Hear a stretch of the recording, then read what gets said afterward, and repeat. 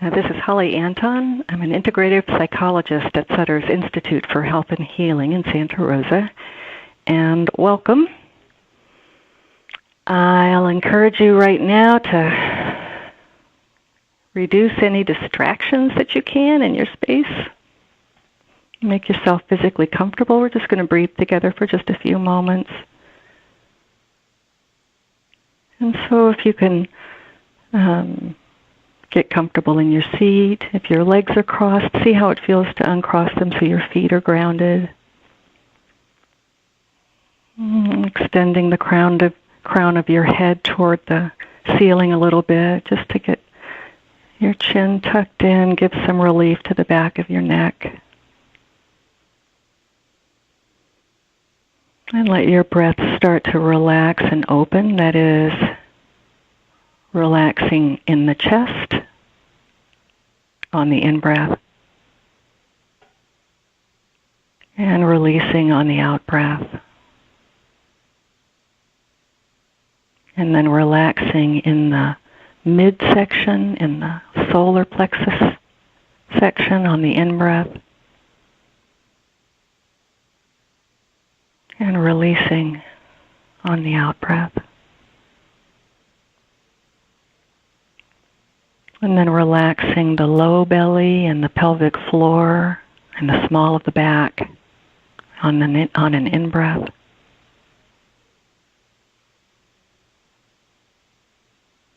And gentle release on the out-breath.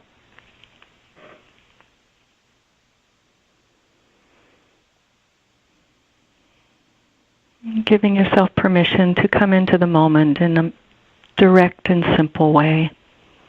There's no need to be doing anything in particular right now. Shifting gears from the activities and the doings of your morning into this oasis moment.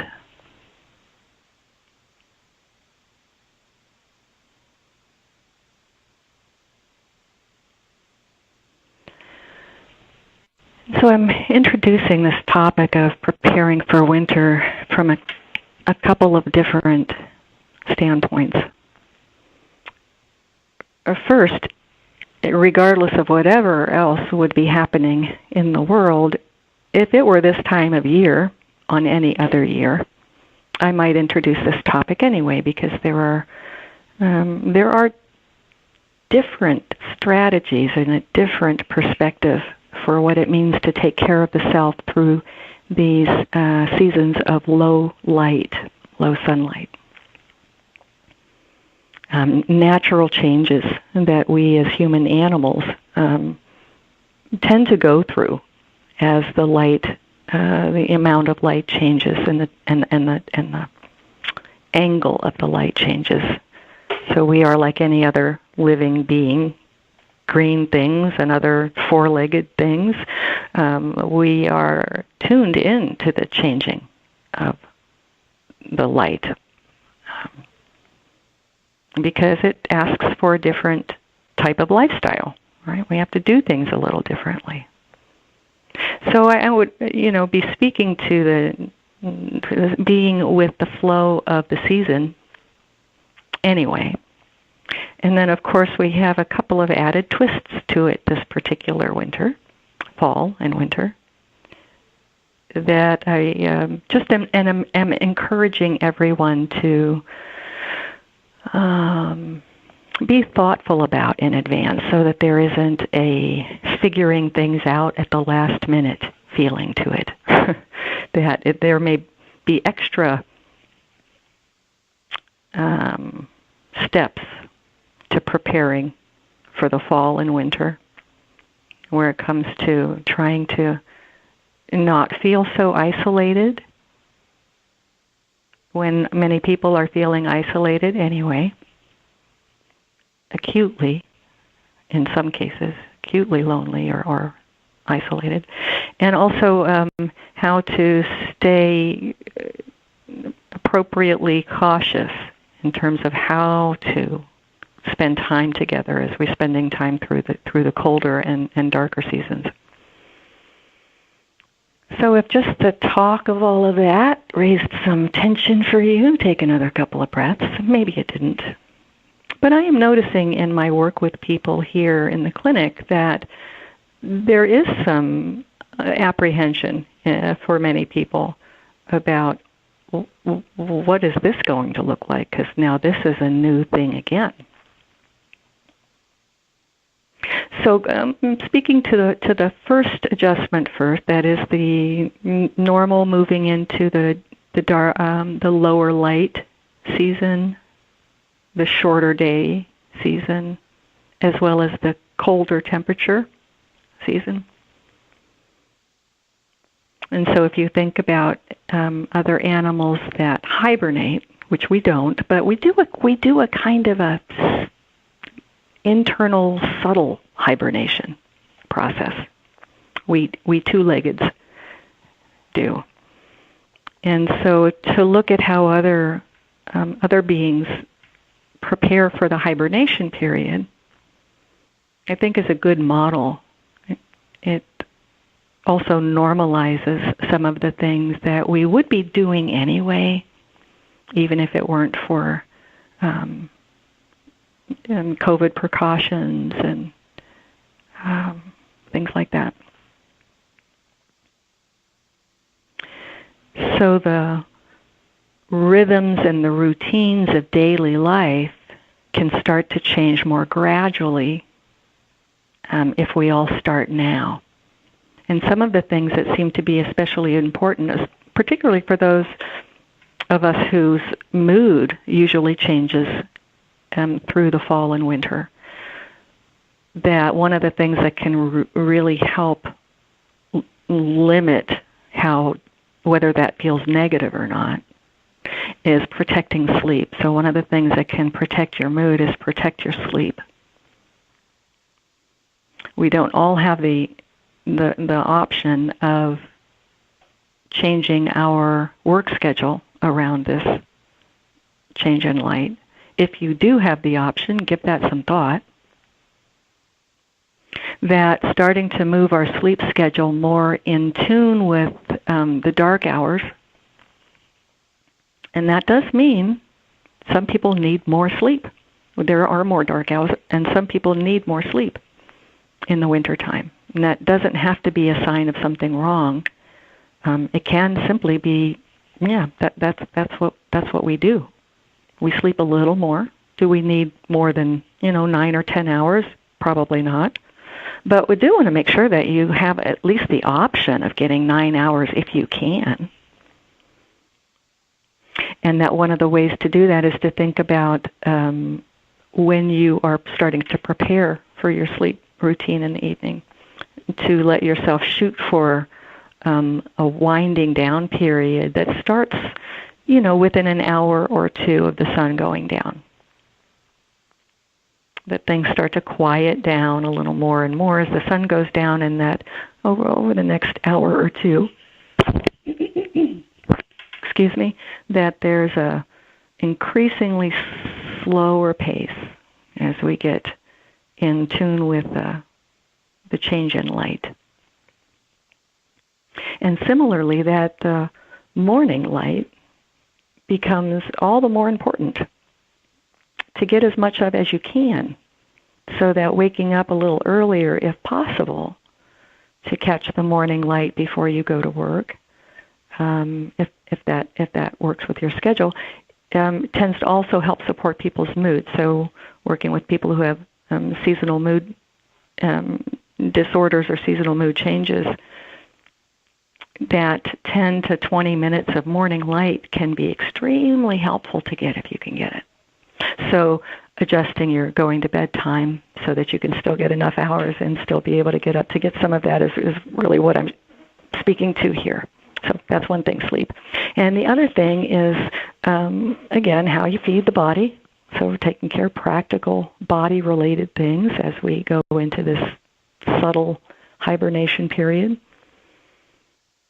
And that our food needs, our nutrition needs, are important to think about. And they can take a little bit more planning because the schedule gets changed and we may not have as much time to do food preparation. So having some thought ahead of time to, what your body needs, what it's asking you for. Now, at the emotional level, the other thing that starts to shift is the need to pay attention. We simply need to move our attention inward more, not so outwardly focused. And so just in this moment, I don't know if you've got a window that you can look out of. If you do, just notice the quality of the light, and that this angle of the light and the feel of the air, if you had a window that opened, we are still in that transitional period where, we're California version of autumn, right? So it goes back and forth from summer to autumn, but you can see in the quality of the light that we're heading into autumn. And that slant of the light, I like to think of as a metaphor for how our inner focus is sort of in line with that, kind of looking down and in, not looking for problems, but awareness of what the emotional tone is for you. And so right now, let's take a moment to do that. Each of us individually, and also knowing that we're doing this as a group right now. We're shifting attention down and inward to get a sense of the current emotional atmosphere. And remembering that this inward attention isn't looking for problems. We're just looking. So in the spirit of mindfulness, non-judging awareness of things as they are.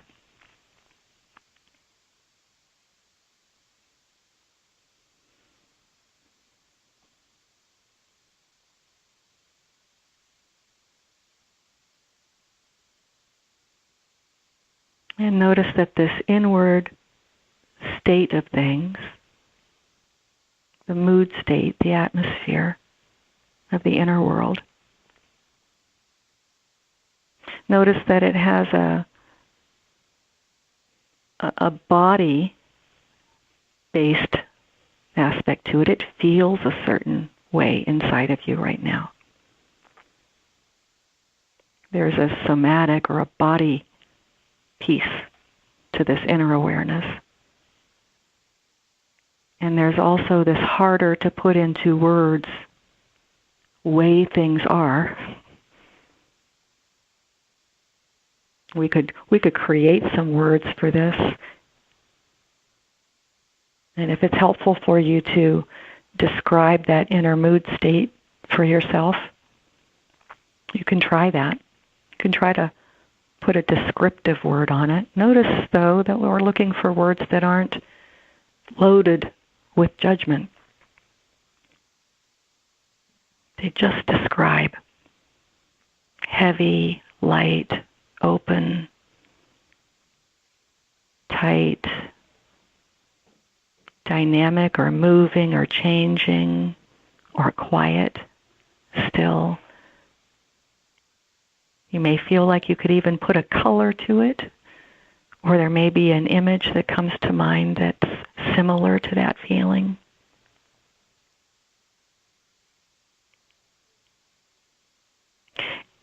And of course, this is all in the context of everything that you have been entertaining in your mind recently. You know, what we do in our inner mind has an effect on our inner state.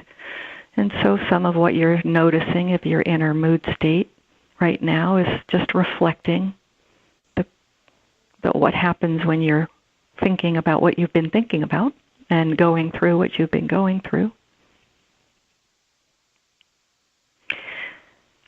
But without even knowing why we feel the way we feel on the inside right now, my suggestion is it's simply important to look. We don't have to know why.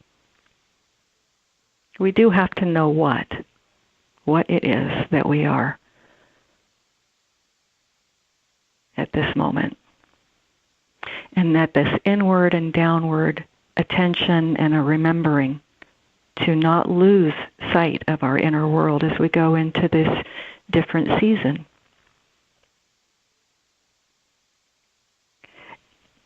Okay, is there scientific backing for this particular thing I'm offering? Not that I know of. What I'm offering is from clinical observation, from human observation of myself and of others. Now, there are other world traditions, of course, that do speak to things like this, that there is a natural tendency as the light gets shorter for things to slow down and for one's attention to be often more inward. That some traditions might see this as a period of gestation or the birthing of things that will come about creatively. There are other traditions which feel like the veil between the worlds is thinner during the low light season. So whatever your belief system is, I encourage you just to try it out as an experiment for yourself too. That these day-to-day check-ins, a grounding in the body, grounding to the moment, letting go of doing, shifting into being, awareness of the space around you, awareness of the light and the angle of the light, and then following your attention down and inward toward your inner state, just to see what is happening right now. Suggesting that these experiments in daily inner reflection on the way things are, not trying to fix anything, not trying to understand it, even not trying to analyze it, just looking to see, offers several advantages. One, it's grounding and calming. I think we could all use that. Two, it can give you feedback as far as where your attention has been right before you took a look, because part of what you're going to be seeing when you take a look is, oh, this is what happens in me when I spend time thinking about what I was just thinking about. So it gives you opportunity for insight about the cause and effect of certain thoughts on your feelings. And it also might give you feedback on what you need and what the rest of your day might need to look like, or at least what the next couple of hours might need to look like. And if you do this check-in a couple of times during the day, it will help you pay attention to those other things that you may need, like when you're going to go to bed tonight, what kind of things have you fed your body, and what people are you maybe needing to make contact with, or are you needing time alone? So that you can start to prepare, at least for the evening, things that you think might benefit you, given on what you're seeing as you take a look inward right now. So the mindfulness practice of inward reflection, inward gazing, for just brief moments, a couple times a day, lets you think ahead just a little bit. In this case, even just a few hours ahead. What do I need, given how I'm feeling right now? Now, a couple of words about this other way of preparing for this particular fall and winter. Just things to think about, that there may be a need to socialize more than there maybe ever has been. I think people will be longing for perhaps some of the celebrations of holidays. So to think about practically what that means. whether or not it's possible to have outside gatherings, whether or not you want to bring in heaters for outdoor spaces, covered or tented spaces for larger gatherings, things like that. Is there a way of making indoor spaces more spacious so that you can be with the people you want to be with, in a safe manner? And that some of those preparations, because they're different and because there will be many people making them all at once, it will just be good to think about it sooner rather than later. And to be speaking about gatherings sooner so people can, in general, plan ahead a little further for gatherings or have time to consider whether or not they're going to. There's just more to do this particular year in preparation. So the sooner you start, the more you're going to be able to do it in a more relaxed manner and not feel so harried or pushed at the last minute. If in looking inward you're realizing that, no, actually I think what I'm probably going to want to do is much less than I used to do. I think I'm going to have my gatherings be much smaller and keep them more focused so that there's just fewer of us and we can keep the energy level a little more relaxing.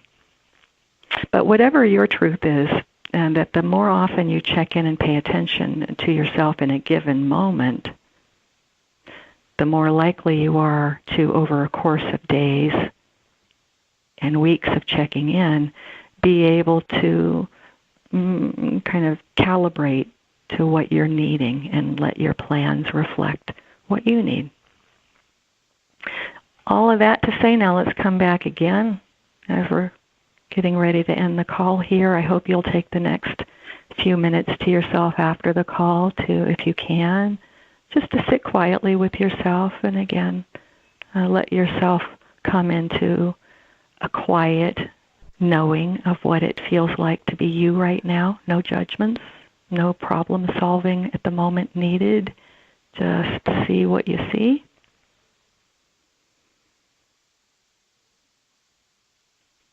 And allow your breath to be what helps you to come back from mental activity into the moment and into the body and into this inner world. And let the breath be that which helps you to redirect your attention inwardly.